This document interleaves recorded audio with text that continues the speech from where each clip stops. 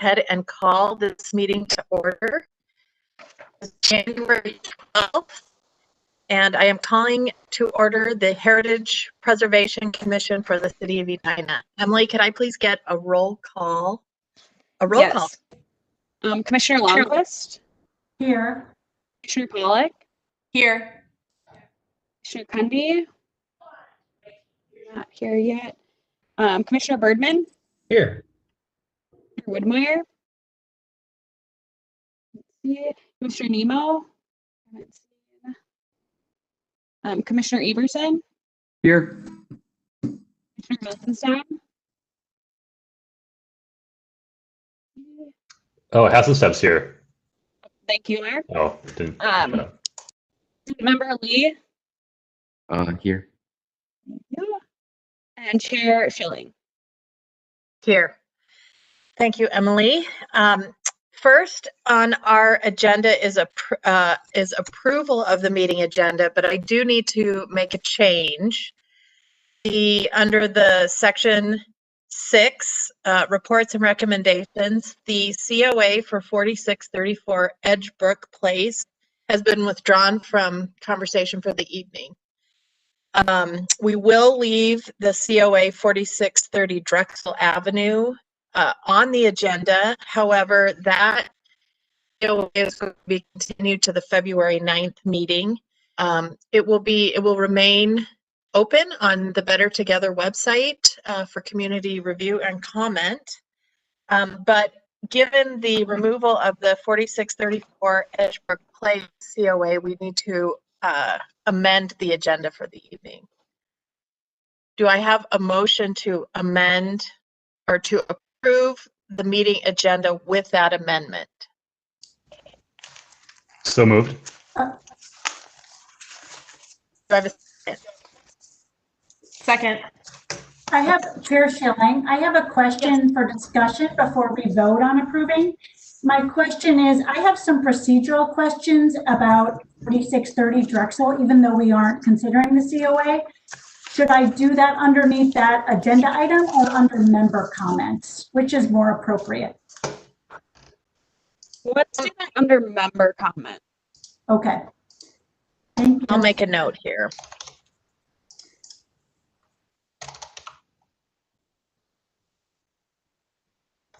Okay. Do I have a approve this evening's agenda with that amendment? Do I have a second? Second. Emily, could I please get a roll call vote? Yes. Commissioner Longquist? Aye. Commissioner Pollock? Aye. Commissioner Schilling? Schilling? Aye. Commissioner Cundy? Not here yet. Commissioner Birdman? Aye. Commissioner Woodmeyer?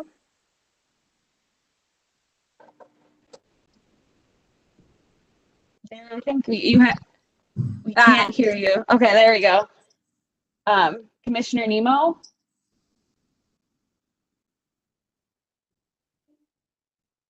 She hasn't joined yet. Sorry, I thought I saw her. Commissioner Everson? Aye. Commissioner Hasselstein? Aye.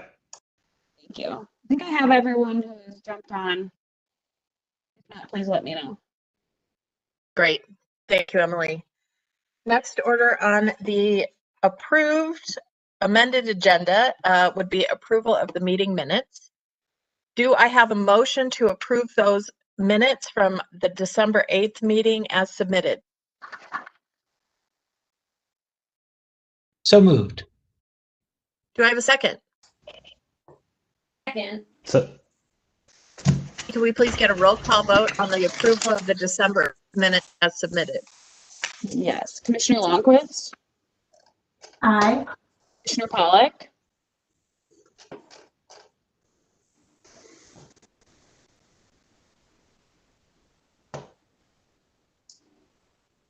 Commissioner Pollock, we didn't hear you.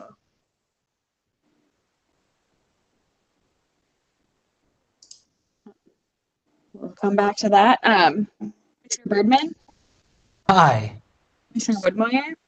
Aye. Commissioner Nemo? Sorry, my audio has been a little on the fritz. What are we? I don't even know what we're voting. Oh, sorry. That's all right. We are voting on the approval of the meeting minutes for December 8th. Oh, okay. Aye. Commissioner Evertson? Aye. Commissioner Hassenstadt? Aye. Chair Schilling? Aye. Thank you, everyone. Okay, the first discussion we're going to have is the presentation of sketch plans for 4600 Browndale Avenue. And Emily, I will turn things over to you. Staff actually won't make a presentation tonight on the sketch plan, but the applicant or the designer on behalf of the applicant, Ryan Fish, will be making the presentation tonight. Very good. Ryan, you are welcome to begin the presentation. Okay, thank you. I think Chris from our office, the principal, is going to start off with a quick introduction. Just a quick hello. My name is Christine Anderson. I'm the managing principal at Peterson Keller Architecture. Thank you for your time this evening. We do have a new sketch concept plan for the committee to review today. And with that said, now I'll hand that off to Ryan to present the core part of it and open it up for that review. Thank you. Is everyone able to see the screen that I share? Yes. Okay. Well, I also appreciate the commission's time and feedback on this project. This is this kind of a starting image of the project as we'll go further into discussion. I was just going to give kind of a quick rundown of its location and existing conditions once again. You can see here highlighted in red is the property in question along Browndale and the creek. Here you can see the facades, front facades through various pictures in time. As you can see that the front facade hasn't really changed very much through time. Here you can see some images of the existing house kind of from all sides. So on the back, there was a 1960s flat roof addition put on and an extension of the rear facing garage. You can also see that currently there isn't a sidewalk to the public sidewalk to the front door, and a kind of close up of the front entry where there is no current kind of protection from the elements for the front stoop. You can see on the side from the street that there is that kind of 1960s. There's a covered deck portion that has a flat roof of it. You can barely see it through all the vegetation on the kind of middle bottom slide. And then on the far right side, as the driveway goes past, there's a couple decorative buttresses or fins, as you may say, that really pinch down the driveway, and those will be something we'll be discussing today. These are just some images of properties, historical properties throughout the Twin Cities that we've worked on, both some in the country club area as well as on Summit Avenue and some other kind of key areas, historical areas in the Twin Cities. Here is the existing survey with the existing house on here. Again, it's just kind of to illustrate some of those points where the sidewalk goes to the driveway currently. Those decorative buttresses, they pinch down to approximately 7 feet, a little over 7 feet as the driveway passes.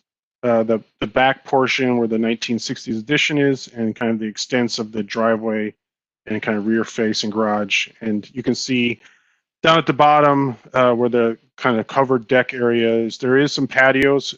It's not really directly accessed from the front yard, or there's no walk to it. And there's kind of a lattice work that kind of screens it from the front street. Our new proposal, you can see the red dashed area is the existing home.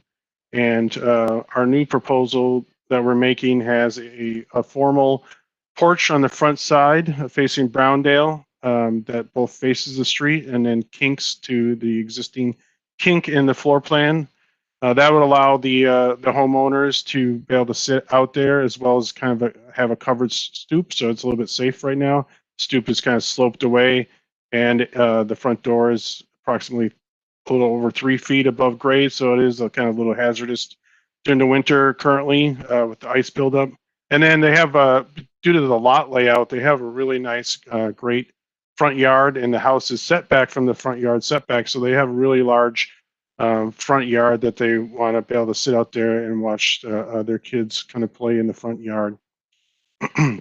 You can also see in the smaller red dashed lines the extent of the kind of paving and hard surface of the original design. So we're actually slightly decreasing the amount of hard surface in this proposal. Here are some kind of the sketch model images, starting with the front. We're hoping to increase the third floor. There's a single window in the gable up above, and we're showing that that is expanded to a double window.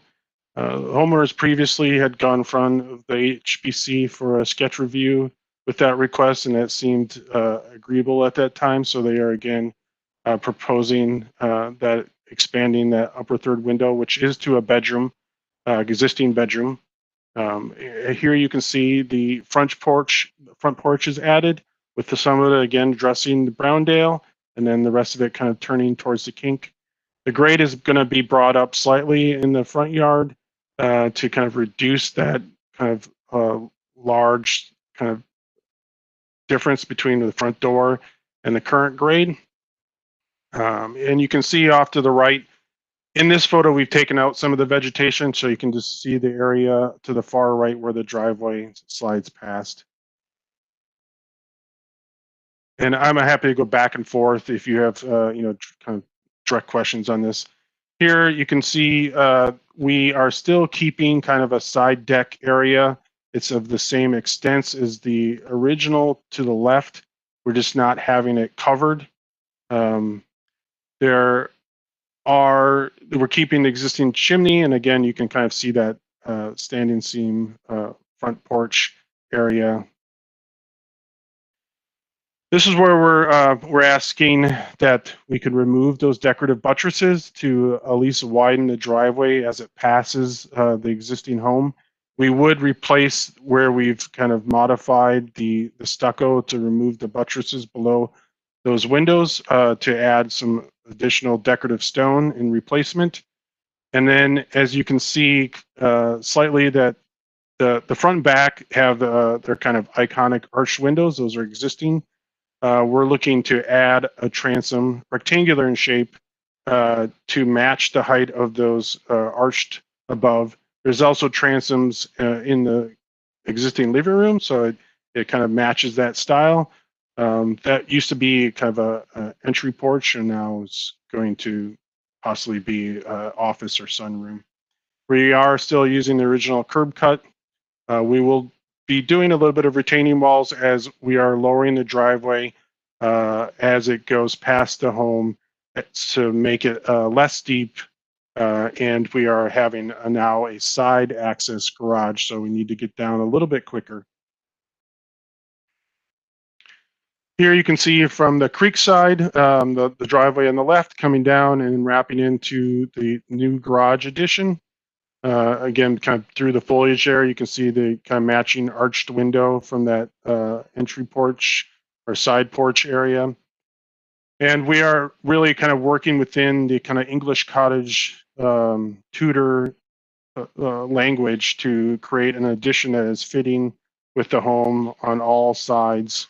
To the right there, you can see we are again using that existing original foundation from the garage and covered deck, and that would be we're suggesting some large outdoor storage for kayaks for the creek. And then up above on the third floor, we're bringing the main original gable through, kinking it with the original kink of the house, and that becomes kind of an overlook to the creek. Here is more of an aerial view of the same elevation, and kind of above the garage is a kind of terrace and screen porch area, and kind of working that into the existing house, like the windows that look out the living room. You can see the transoms in the living room area there to the right of the arched window. Here you can see a better shot of where we've taken that the covered deck off and have created still a side deck entry there, very reminiscent of the 1960s edition, but not having that flat roof project over. We also are towards the creek side, expanding one of the existing dormers to allow that existing bedroom to have more daylight and windows on two sides. Here we just switched to the 2D drawings just to give you a better clarification of the expanded window, the front porch, the removal of the decorative buttresses on the side, and kind of how the driveway goes past at a lower height. Again, to the opposite side, so this would be the south side, seeing the expansion of the one dormer and the kind of side porch area. Here's the creek side, and with the balcony overlook. Up above on the second floor, we kept the original window locations, but had to modify the windows in that one of them had a balcony projection, is now a window, and the other just needed to shorten up the height a little bit for what is beyond in the floor plan. But here you can see that we are bringing some of that stone detailing that's kind of iconic on the Tudor homes on the back creek side as well. And then this is the side elevation of the garage axis. And again, you can see the new proposed transoms in that sun porch area, matching again the height of the top of the arch of the windows to the left and right of it. Here we're just kind of demonstrating that we are keeping a large percentage of the original home. The kind of area that is completely free and clear is 60%, and then there's almost another 10% that we're keeping, but it is remaining to the interior of the home. Here's again in plan demonstration of the red line kind of demonstrates the existing home and the walls that we are keeping. The blue demonstrates what is being removed. And again, most of that blue rectangle that you see there is the 1960s edition. And you can see how that follows up through the floor plans. The front door and the small window in the entry, we have also mirrored. So I can go back to those if there's questions on it, but it's a single door and a single higher window. We have just mirrored them in essentially in location so that as you enter the entry hall from the covered porch, you're able to see through the home to the creek. And then on the second floor, there hardly has been any modification of the original exterior. And then you can see the lookout in the original, the kind of original guest bedroom and guest bath and additional bedroom that was in the home is virtually being kept exactly the same. So that is what we have for present, and just hoping to get some comments, questions. Commissioners, if you have a question, go ahead and speak up. If there's a slide you'd like me to go back to. I just have one question. The buttresses on the driveway side, how much, and maybe you said this at the beginning, just how much are you removing of them? Is it a foot? I guess just wanting to, just a little more clarity. They extend out approximately 16 inches, roughly, on the original home. So, which makes a big difference when with the driveway so narrow. No, and I just want to take a moment to just just give some positive feedback that I really do feel like that that little move of proposing the removal of those buttresses, just and being flexible to having a garage on the creek side, I feel like this is this addition really is in the spirit of the home, and I think it looks like it has some potential. Appreciate that. Thank you.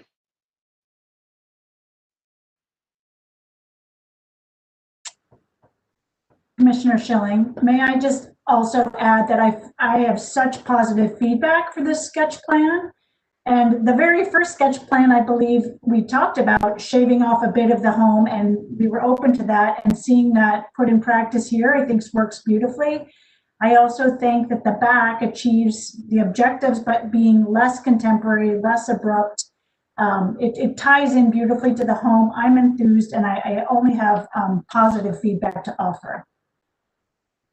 Thank you. I would second that. I mean, watching the different iterations of this particular property over a significant period of time, this is the first one I've seen to where it really takes to the feedback that's been given in the previous sketch reviews and the COA that came before us that was, I think, not approved, that it does seem to kind of give to the heart of what we were trying to steer away from, but still enables you and the homeowner to kind of get to the things that they wanted, but in a much more constructive and appropriate manner. Thank you. I want to reiterate the same thing. I had a very positive reaction in reviewing this. I have 2 items of feedback that I wonder, if the other commissioners also reacted to. Number 1, the scaling of the addition and the fact that you can see that roof line from the street. For me, I guess I wouldn't want to see an increased height on that roof line from the addition that is visible from the street. And then number 2, I don't pretend to be an architect, so perhaps my architectural colleagues or Robert could jump in on this point, but I wonder how consistent that covered front porch is with this Tudor style house. I know that currently that's an enclosed room, and I know that the family wants to have that so that they have access to the front yard. It was my impression that for that particular style of house, if you're going to have a front porch, it's more typical to see that be uncovered. So I don't know if anybody else has any feedback on that point. We have put a few precedent images at the very end of this presentation. They weren't submitted to the commissioners, but just here are some examples of that kind of metal standing seam roofs that are kind of traditional on the English cottage Tudor style homes, and we would be kind of going along those lines of treating it very traditionally with both in the color. It's kind of muted metal appearance.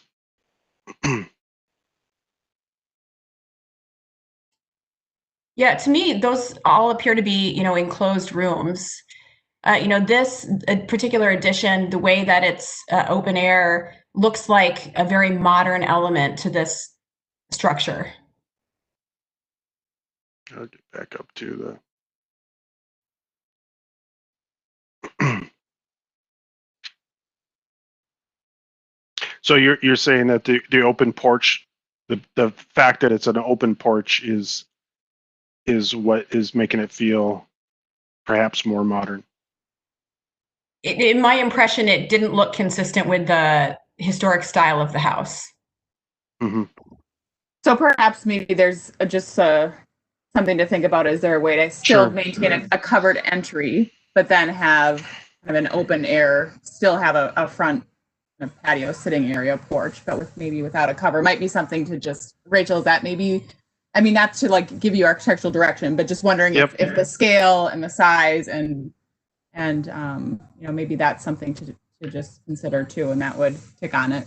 And then I guess, Ryan, could you speak also to Rachel's first point about the roof geometry? Yeah. The main gable that we see now, that the height of that, the top of that, the peak of that, the ridge, that Yes. is kind of the highest point in the addition, correct? Is that Correct. Okay. We're not going higher than that point. We're actually matching that both in slope and the peak line through to the backside. It's hard to see here, but that's kind of yeah. misleading. That view, I it's think. misleading. It doesn't stick past. It actually just turns with the kink because the house is has that kind of unusual kink. Here you can see the original gable. On this slide is better. You can see the original gable coming through and just turning towards the creek. So we are not increasing past the original height of the home, and we're trying to just kind of match that both pitch and peak height exactly. Okay, I think there was, if you keep scrolling down, there was another slide with a front view of the house like this. I think that's maybe where. Oops, sorry. But okay, yeah. So that's the kink. That it's hard to show in 2D and even in 3D. That the fact that is just kind of turning towards the creek view a little bit, but they are matching in peak height. I would like to. I'm curious the commission's thoughts on, is it like the roof itself, the size of the porch, what characteristics in your mind may seem trending a little too modern or that is it all of it? Is it there's particular aspect to that is Ryan, how drawing deep how deep is that porch? It is about between 6 and 8 feet deep, and doesn't go past the front gable there on the home. I'll go down to plan here. Well, yeah. I think the thing that I always remember Robert saying, and certainly Robert can speak for himself, that type of feature is not a permanent feature. That could, in essence, it could be removed in a future situation to have it go back to what it was before. Is that not correct, Robert?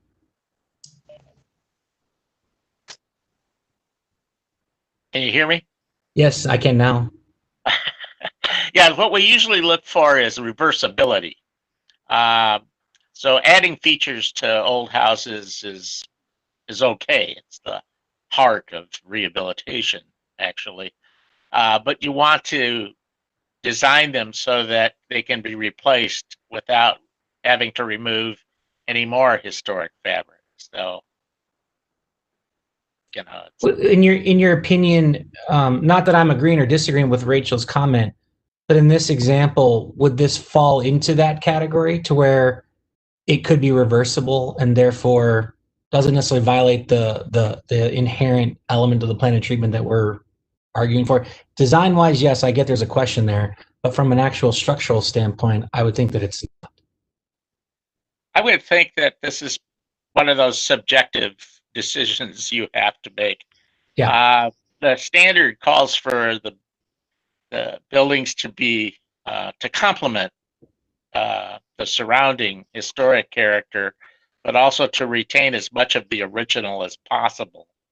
So you're kind of weighing two things, is anything being subtracted, and does what you add actually fit in with the character? Yeah, I mean, I think what we've seen in the district quite a lot is where we've seen over the entryway, we have certainly seen a consistency across the district where people have added on some covering over the entryway. That seems to be more common, I think, in the district. I don't think we've seen as many of this entire sort of porching, if you will, if that's not even a word, where you're really extending this out to be more just than a covering. It's now a full-on porch, which there was no covering over the entryway before. And now you not only captured the entryway, but now you're capturing the porch. I think if I were to kind of connect to what I think Rachel is saying, that's what I think is sort of standing out on this particular element. Yes. Sure. What usually ends up being the treatment is a kind of portico, a kind of minimalist version of a front porch, especially on these Tudor houses. There isn't a Tudor front porch prototype in architectural history terms anyway. So yeah, that's what we've seen most times. I haven't counted them, but we probably issued a couple of dozen COAs that included some kind of front entry cover, and it's almost always been a very simple portico, essentially just simply a hood in some case. So yeah, this would be this is something different. It's not particularly intrusive for the district, but it is a little out of character. But then kinky houses are kind of not in character either. So I don't see it as a huge preservation planning issue myself. But. Thank you. I will say that I mean, two reasons why we kind of extended that porch over. One obviously was the homeowners wanted to be able to sit covered, enjoy the kind of large front lawn that they have in the neighborhood. Secondly, there's an existing shed that runs from that front gable over to the chimney there that because the first floor juts out beyond the second floor there, and so we were kind of continuously expressing that kind of idea of this shed roof expanding between those 2 points, and it achieved us to also get the covering that the client wanted for his able to sit out there as well. And I can try to go back to one of the existing photos. So that you can see there that the shed roof kind of expands across between those 2 points. And so we were kind of mimicking that idea, but then expressing it with this additional covering for them to sit out there.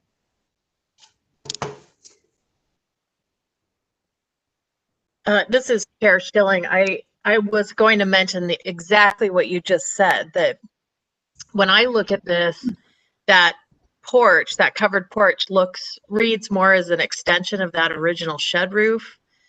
And if you were to have taken a different route, like for example, just putting some kind of portico just over the door, that might feel less in keeping with the original than what you have in this sketch plan, in my opinion. So I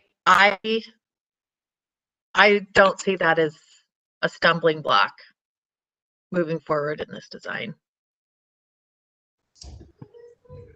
I'll just add one additional thought, and I do appreciate Commissioner Pollack bringing this up because we are charged with preserving the historic facades and streetscape, so it's worth spending a little time.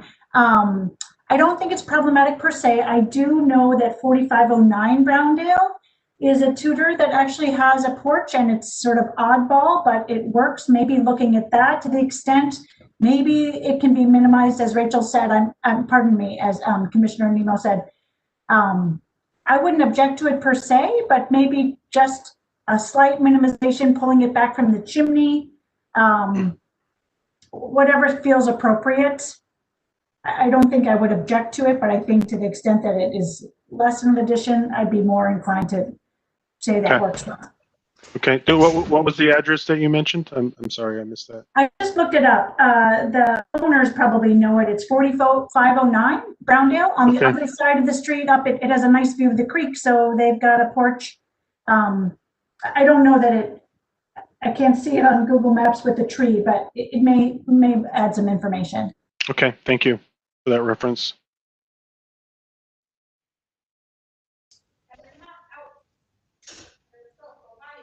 Do any other commissioners have questions or comments they'd like to add on this sketch plan? Hi, Chair Schilling. Mark here.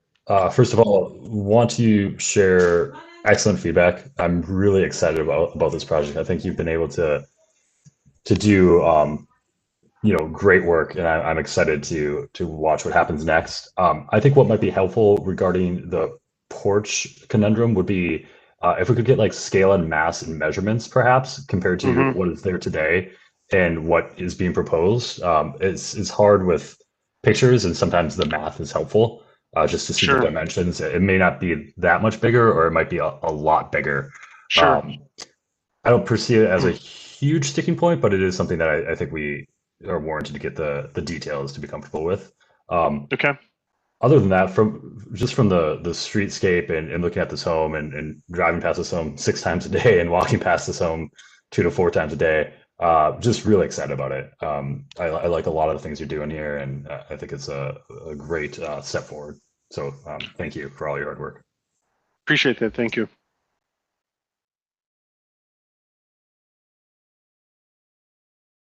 If anyone else has a question or comment, feel free.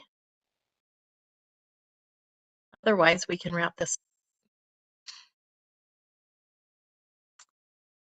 Okay, I just to wrap up what we've discussed, I think there was overwhelmingly positive feedback.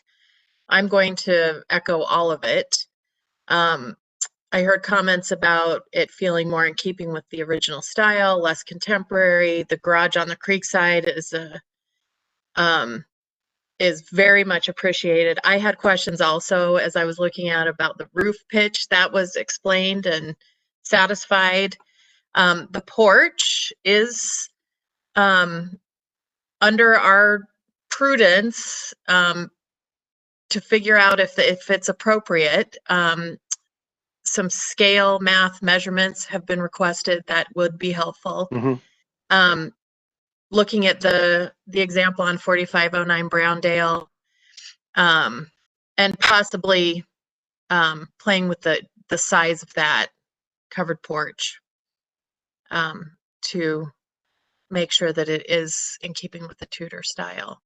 Annie, can I jump in real quick? Yes, I do have please. a question for Emily. Just Emily, do you know the size of that front porch? Is that something, I know we've talked about this before, because it's in the front yard setback, or it falls within the setback, its size of it, kind of as far as a zoning review is concerned, they're not keeping, but if it were to be projected past the front yard setback, there is a square footage that front porches may be. So in the district, you might see similar porches, but they might be of smaller scale because they don't have this unique situation of kind of being tucked in behind the front yard setback. Is that correct, Emily?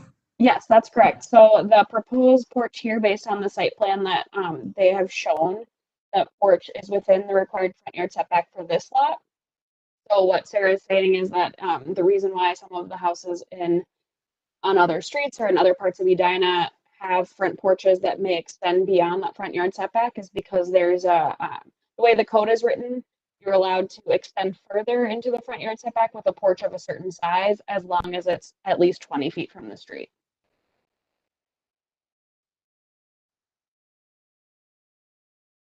Thank you for the question and the clarification. Homeowners or representatives, architects, do you have any questions for the commission before we move on to our next item? I think for me those were helpful comments, and I appreciate the commission's time on that. Not sure if the homeowners would like to say anything or not. Hey, sure, Chilling. Excuse me if I could have just one more moment. I know Sure. it falls outside the purview of this commission for the back of the home, but I would like to say I was recently walking on the pond with my children, and there's a lot of homes where the back is very similar to this home. So that's also kind of exciting to see. There'll be a lot of conformity there, which is again, not something that is within our purview, but another vote of endorsement for the overall plan. Just want to throw it out there. Thank you. Yeah, I mean, we said previously, I envision the creek side is almost like the front yard, right, for this area. So I appreciate that. Thank you. Anybody else have comments or questions? This is Nico and Chris. We would just say we, as always, appreciate the conversation so that we can continue to find a way to actually live in this home instead of look at it on paper. It's been a long project, and we're excited to have some positive feedback so we can maybe get some shovels in the dirt and find our way into this home. Thank you Yes. for the comment. Yeah, and we really do appreciate the buy-in of all the work that was done by the architects and some of the compromises that we made. We still love the idea of moving into this home. If we could just share with the front porch idea, we specifically tried to stay with the same look of certainly the roof line coming from the edge of the jet out to the chimney. I mean, that's kind of the look that the original house had, and we just from the street for sure. And we've got quite a distance from the street. The front setback, we're certainly want to use the front yard. Was the feeling of getting something outside. You know, we I don't know if some of you remember that we used to have the possibility of having a deck on top of that roof, to have a walkout to see the basic, but we've let that go because of all the comments that were made, and also we were wondering if we were actually going to use it that much. So being able to keep the look from the front as close to original as possible. We heard you loud and clear, so we're hoping that this is a go, so we can move forward. Nico said shovels in the dirt, and maybe be able to move in by the end of this year.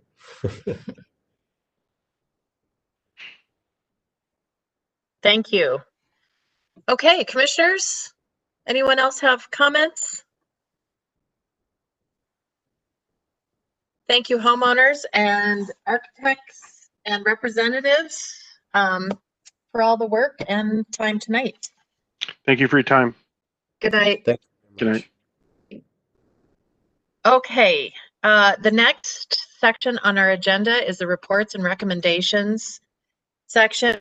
As amended, we've removed the 4634 Edgebrook COA. The 4630 Drexel COA is continued to our February 9th meeting. It will remain open for review and public comment on the Better Together website. Danny, can we actually get a motion to continue that to the Oh, February yeah. 9th meeting from you?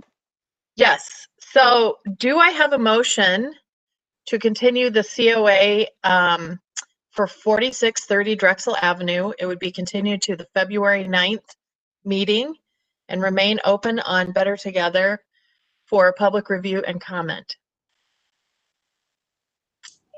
So moved. Do I have a second? Second.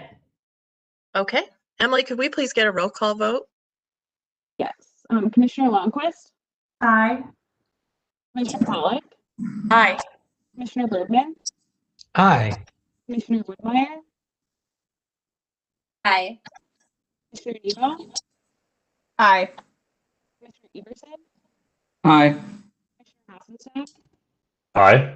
Chair Schilling. Aye. Thank you, everyone. That leads us to the special recognitions and presentations, which allows me to turn it over to Robert. Hello. Good Hello. evening. Well, this is one of the shorter lessons, which is either good news or bad news, depending on your perspective.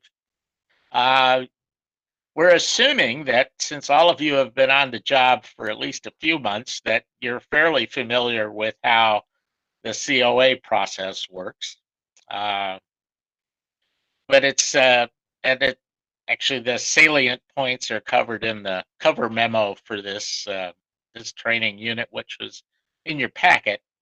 I can speak to anything about the COA process that you might have a question about, but I also wanted to cover the Section 106 review and compliance, which you have a very important role to play in. It's just that it's a very infrequent role. In 20 years, we've probably had the Preservation Commission actively involved in maybe a half dozen Section 106 cases. And maybe as many projects were subject to federal review, but were handled administratively by the staff and consultants. Those were all for projects that had no effects on on any kinds of heritage resources. But the kinds of projects that usually end up coming before us under federal law obviously are the ones that the federal government has a stake in. So it tends to be federally financed construction, projects that require federal permits, those kinds of things. So anything involving transportation that is not wholly a city streets project, which is, I guess by volume, the most numerous kind, but anything involving state highways, interstates, and county highways is assumed to have some kind of federal money in it and are all sent through Section 106. Just about anything involving Minnehaha Creek, because it's a federally regulated waterway.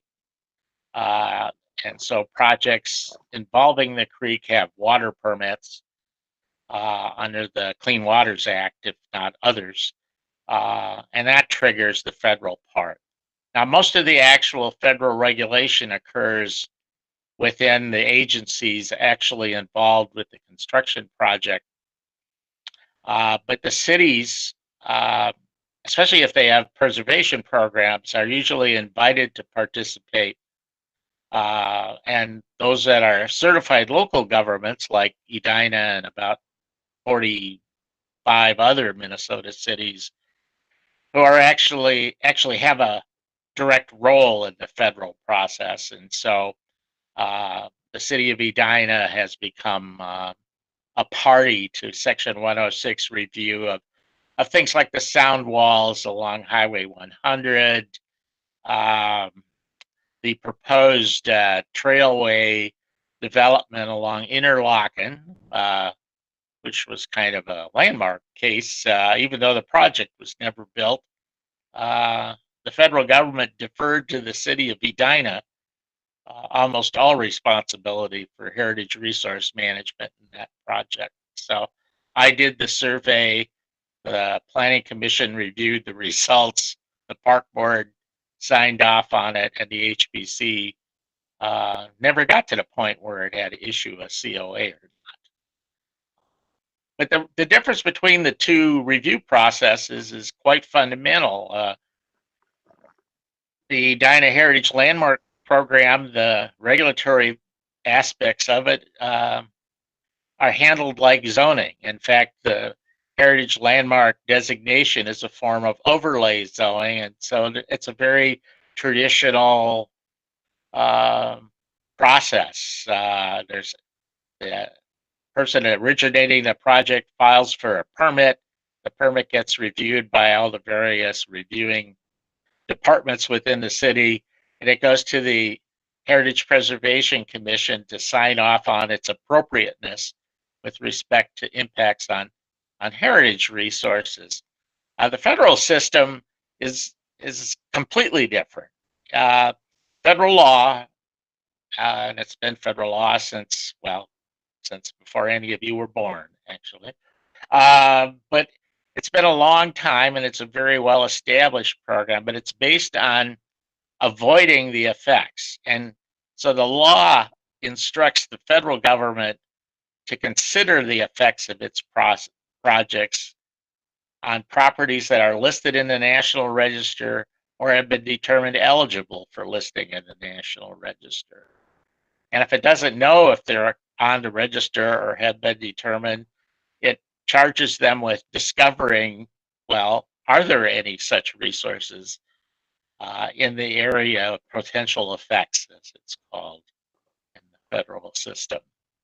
And so it's instead of a regulatory process, it's a consultation process. So when MnDOT wants to do something along Minnehaha Creek, they convene a consultation process that involves the State Historic Preservation Office, which is charged under federal law with sort of administering the Section 106 program.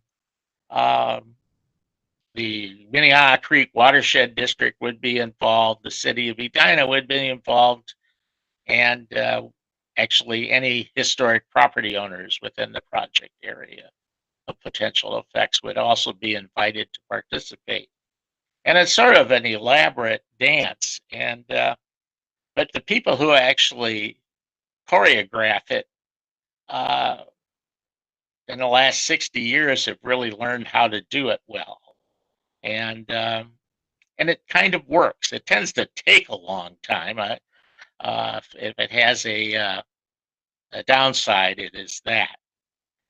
Seems like every stage in the review seems to have another 60-day review period built into it. But generally, it's an efficient way for the city of Edina, in particular, to influence the design of very large projects like the Southeast LRT and those kinds of things. All of this came to play too late to actually do anything with the freeway system. They all date from a previous Pleistocene era in federal government. But it works for modifications of existing infrastructure quite well. So a few months ago, you had a little presentation from the city engineers about the Wooddale Street Bridge over Minnehaha Creek, and that is exactly the kind of project that will trigger the Section 106 review.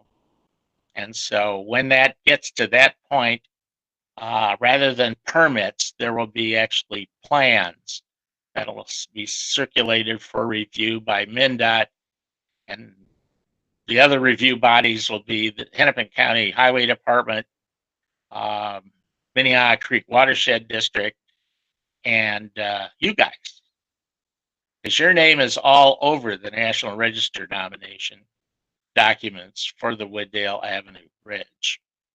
So you can expect that when that does enter the 106 process, that you will be actively involved.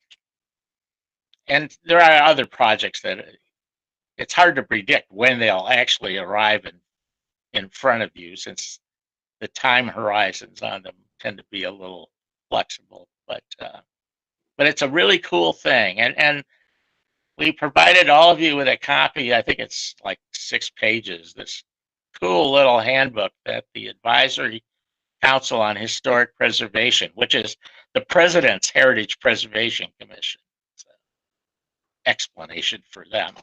They're the final referee if the consulting parties can't agree. But it's a really nice guide to how the system works from a real world kind of citizen perspective. And I encourage you to look it over.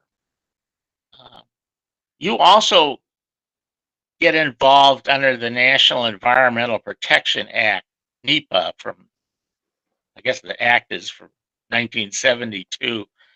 And that's the reason we have these things called environmental impact statements. And then the state version of those, which are called environmental assessment worksheets. And both of those processes have a federally mandated, well, one of the questions you have to answer is, does it have any effect on significant historic or archaeological resources? And so it's conceivable that you could be involved in those also. But they don't, like I say, they don't happen often enough that I feel like we need to spend a whole lot of time on it. But then actually the year I decide that you don't need to pay attention to it, we'll get 3 of them. So consider yourselves educated, I guess. But this is, pardon me. When was the last time this was triggered? The last one was, we actually had an invitation to consult on the light rail project, actually, which barely has any construction impact to date anyway within the city limits. And it was, I handled that on your behalf because their project boundaries didn't overlay any known historic resources, and it involved a part of the city we've actually looked at. The last one we were really active on was and engaged in was probably the improvements to Highway 100, and at about the same time, the Interlochen Boulevard. There's this pedestrian trailway, a very ambitious project that never got done. So I'm trying to think, maybe 6 or 7 years, I suppose, since the last one. They're hard to predict when they'll actually get to a part where there would actually be a role for the Heritage Preservation Commission. Well, the Arden Park project actually triggered 106 review, but that was another one where we actually didn't have anything to tell them. We told them to do some archaeology. As you remember from last year, or the year before, whatever it was, we had an archaeologist on retainer. They didn't do a very good job on their end actually finding any archaeology, but when asked, we answered. But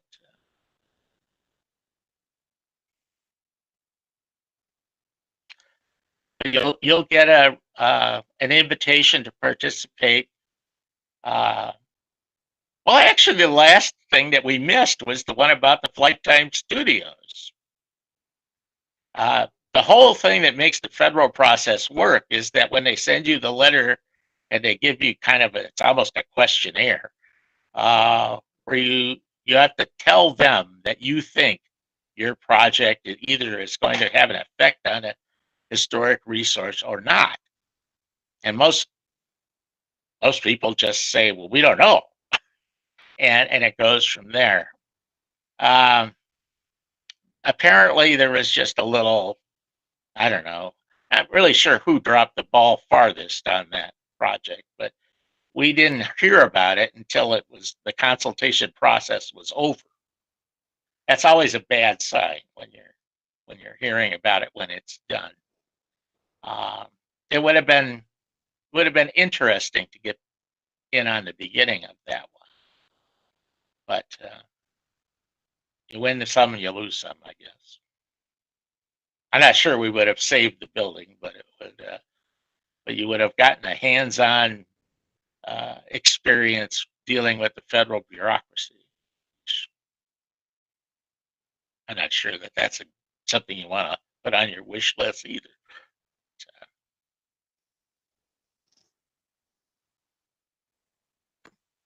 Does anyone have any questions for Consultant Vogel?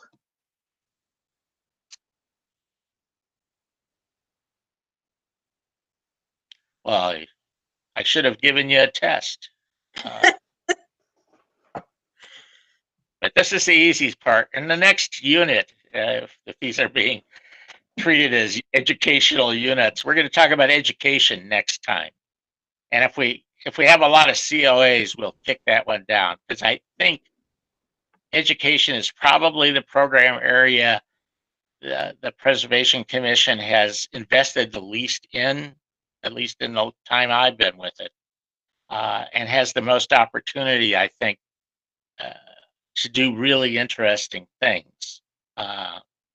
Because frankly, if nobody knows what you're doing, it's really hard to get compliance, among other things. So, I mean, that's kind of gives some pre-thought to that. We don't run a lot of educational programming through the Preservation Department now, so it's not like there's a lot of track record to look at. But think about what you think are the needs to educate the public, yourselves, other decision makers. And it might be kind of fun to treat that a little more like a workshop. I can also give you a little cautionary note on that. Nobody else does it very good either. So you won't feel embarrassed that you're being surpassed by, I won't even list your neighboring cities' preservation programs. Well, thank you. Thank you so much. Happy New Year too. Consultant Vogel, are you staying on for the duration of the meeting? I do have questions, but. Oh, yes. Okay, good. Okay, good. I'll wait then until we get, thank you. Okay. Any questions? All right, let's move on to the chair and member comments. I do have a note here that Commissioner Lundquist has a question about the 4634 Edgebrook procedural. Thank you, Chair Schilling. I just have a few questions for both Emily and Robert to speak so that I am understanding rules correctly, and we all are before we review it. First, for Emily, just a quick one. What's the amount of time between public being notified and the Better Together being open for comment? Is there a minimum amount of time? I was just curious and I thought I should know that. Yep. So the Better Together is open the day that notices go out to the surrounding property owners, and I do that similar to how we notice people for public hearings for variances. And so for this meeting, the public notices went out. I'm going to pull up my calendar here. I guess it was just a little odd because of the holiday this year. Sure. But they went out on the 30th of December. And so the Better Together page is live then. And then it stays live generally, well, it stays live until noon of the meeting date. Is when I shut off the comments. So is there a minimum, is there a minimum requirement that it's at least a week, it's at least 2 weeks, or? No, there's not, because they're not legal public hearings. So not similar to how variances are, there's state laws and statutes that have to be met with notification requirements. With certificate of appropriateness requests, we don't have those same rules. Although we do treat them similarly. I keep the same schedule for notification for COAs as I do for residential variances, but there isn't a legal minimum requirement. But they're consistently sent out and published on a schedule, I should say. Okay.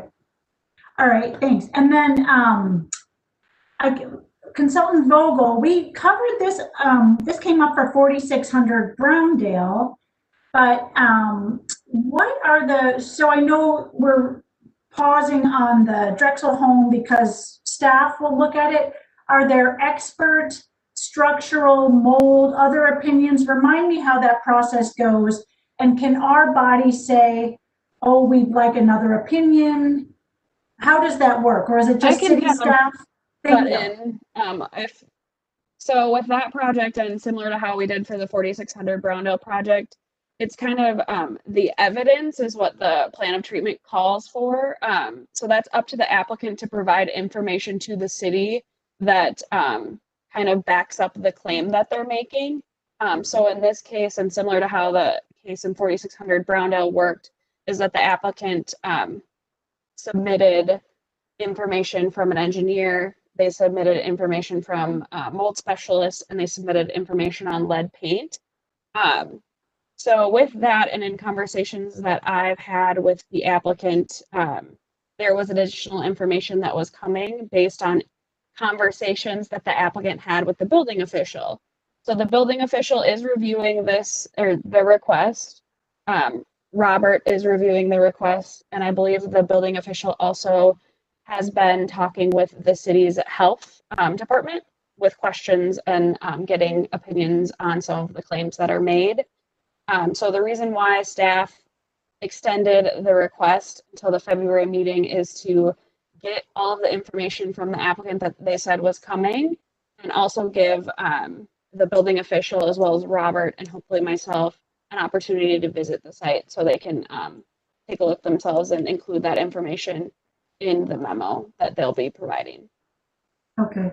And Emily, you and I talked by phone briefly a month or so ago, and I was saying I was getting questions from neighbors about having the tiles removed this fall, and was there a liner, and was that open? Neighbors have talked about open windows. What did you said you were speaking to the applicant the next day? What was the result of that conversation? We didn't have a chance to touch base over the phone or anything with their submittal deadline when they dropped that off. But I think, Robert, there isn't necessarily rules or requirements on maintenance for some of these, homes. I know that with moving forward on plans for construction, the further what I understand, the further into the plans that you go, structural plans and things, there is some information that's needed. So they may start taking some of the windows to review or to look at how those are doing as far as, if there's any damage there. And same with the walls to get some information on how the structure is holding up. But Robert might be able to add to that too. Well, there are no city restrictions that I know of anyway that would allow a way to impose some kind of order on this. For 99% of the COAs that come before you, everybody's in a large hurry. And so there's a tendency to get the projects designed up and get them submitted. And then there's a rather truncated almost process to get them, either approved or disapproved, and then get into permitting. This happens. This is a problem in a lot of cities, but mostly much larger ones where everything takes a lot longer, and it often is sort of misappropriated by some applicants as a way to actually demolish historic buildings at the beginning of the process, and then by the time you get to where somebody like a Heritage Preservation Board makes a decision, the building is already beyond recovery. It's called demolition by neglect, and it is one of the more controversial policy areas in historic preservation. Always has been, actually, and it's hard to deal with, kind of obviously. But we're trying to come up with a way to maybe in terms of a policy that could be adopted to maybe, I don't know, give you some more assurance that by the time a COA actually is processed and submitted, that there's the preservation resource is still there. It's still intact. But right now we don't have there is no way to intervene, I guess. Thank you. That's helpful. Those were some of the things I was thinking about. I mean, the owners have had the house for 2.5 years. Anyway, those are issues we can get into. One other just technical question. Does reframing a wall count as demolishing it, or is that just reframing is different, correct? Reframing does not count as demolition. Am I correct? In common usage, it implies that you're going to demolish it and then replace the framing. There's another treatment called stabilization that, unfortunately, the only people who are really religious about observing what it means tend to be preservation planners. People in the building trades kind of make it a fairly elastic term.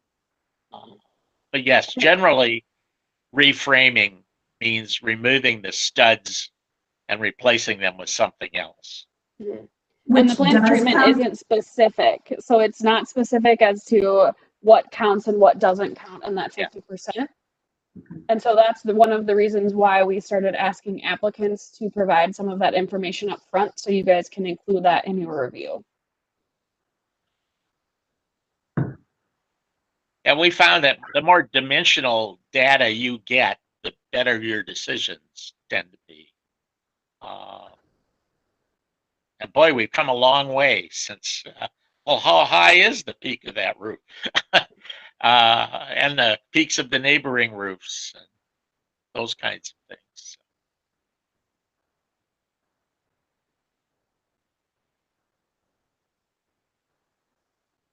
And so just, I have had talks with the building official, and I'm hoping that he's able to attend our meeting in February. So if there is specific questions, he'll be able to provide information on that. I'm still working on that with him to make sure that he's able to attend. But I have been in conversation with him about that. Thank you. And Consultant Vogel, I thought you said when we talked about Browndale that if appropriate, there are specialists, I don't know if it applies here, but they were talking about structural tile and wall integrity, that you could have a third-party specialist if needed. Maybe that's not applicable here, but is that ever an option? Yes, I have a credentialed preservation architect on my staff, and we've used them infrequently, but yeah. And we even have a mechanical engineer.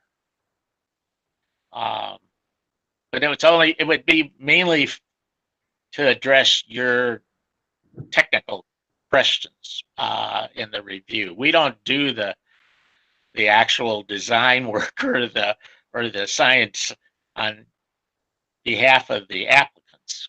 We definitely don't want to have anything to do with that. And whether or not the house is structurally sound or safe or not is not part of something that you guys are required to review and make a decision on. That is why the building official is reviewing the information, and he will make that call, and that he will include that in part of his memo.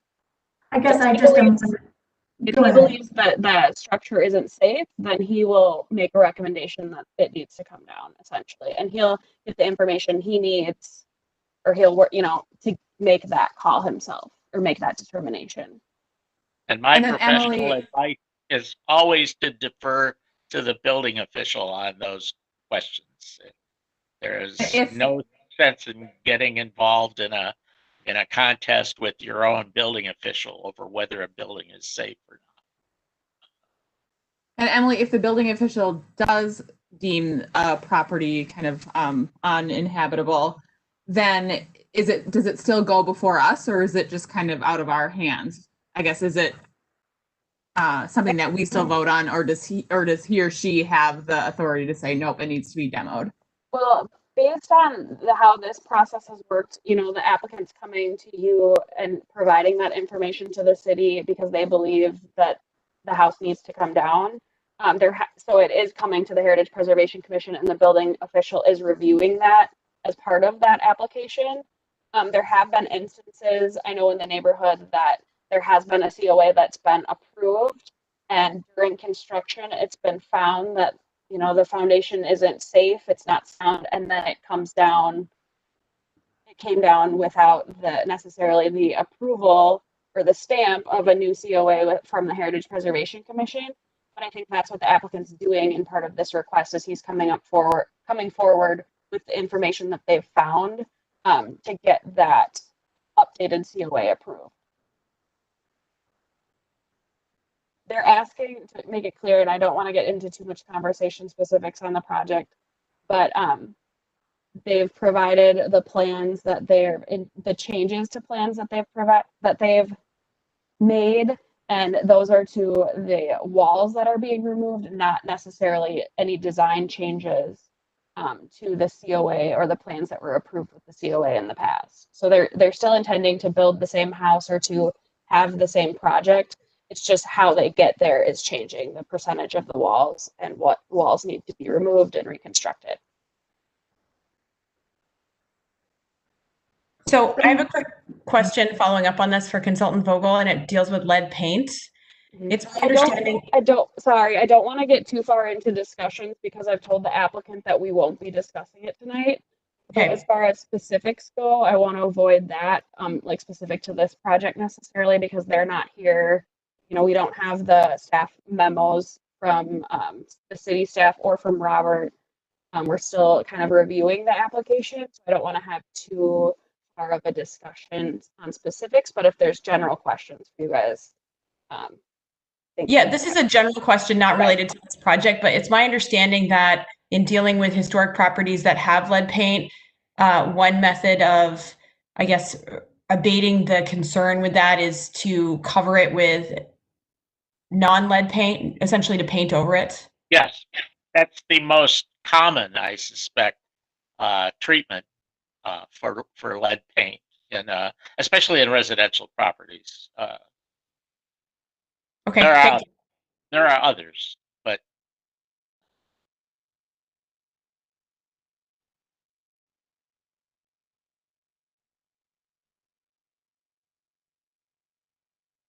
Okay. Does anyone else have more questions? New topic? We do. Does anybody have updates on the work plan? I can tell you that Commissioner Widmoyer reached out to myself and Commissioner Pollock so that we could get the ball rolling on our walking tour plans. So we will hopefully have an update on the February 9th meeting about some ideas that we'll work on together. Anybody else have any updates? Go ahead, Commissioner Lundquist. I have a quick update from our committee, and I want to start by thanking Commissioner Everson, who put us in touch with Marie Oscom, and attached to the agenda was a lovely response she gave, making a great pitch for preservation and why she chose to put her house forward. It's the most recent of the Edina Heritage landmarks added to the list. And we're planning to use a little summary of her comments in some of the outreach materials. She very kindly offered that once the virus is in the rearview mirror, I could come and tour her home. If that magical moment could ever come, I'll make a pitch that we all could visit. But anyway, thank you, Tommy, very much. Just a quick summary, our group is planning to, we will send to Robert and Emily our draft materials. I'll send those tomorrow and hope to present at the next meeting, a letter, a brochure, a certificate. We're working on strategy. Also, I'll reach out to both of you with some specifics so we can finalize our budget, knowing that we need to have that approved, Emily, if we are to do mailings. So that's in process. And then big picture, we would hope to reach out to the Morningside homes in the first half of the year, and then contact the rest of the eligible property owners in the latter half of the year.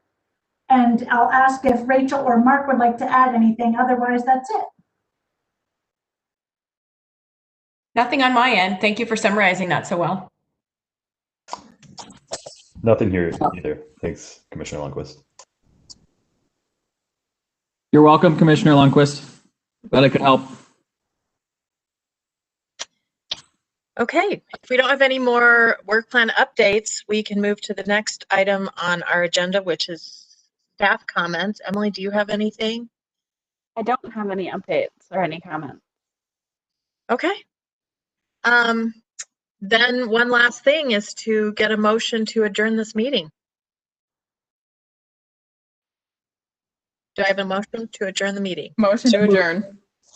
Do I have a second? Okay. Second. Emily, could we please get a roll call vote? Yes. Commissioner Lundquist, Aye. Commissioner Pollock, Aye. Commissioner Birdman, Aye. Commissioner Woodmeyer, Aye. Commissioner Emo, Aye. Commissioner Everson, Aye. Commissioner Hassenstein, Aye. Chair Chilling. Aye. Thanks, everyone. Happy New Year. We'll see you in a month.